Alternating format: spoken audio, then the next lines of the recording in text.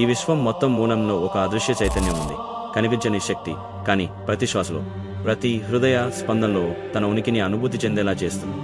ఈ శక్తి మరెవరో కాదు, శ్రీ హరి విష్ణు నారాయణుడు. ఈ విశ్వంలోని ప్రతి చర్య యొక్క మూలంలో ఉన్న శక్తి ఆయనే.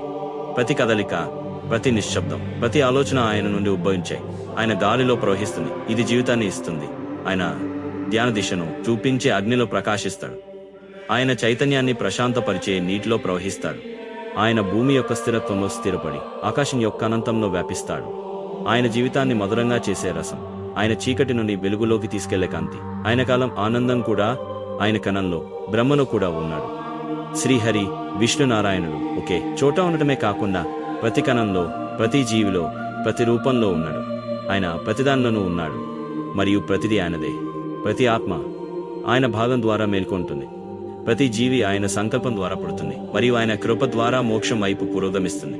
మనమందరం ఆయన కృప ద్వారానే ఉన్నాం. జీవితం, మరణం, మాయ మరియు మోక్షం అన్నీ ఆయన భాగాలు.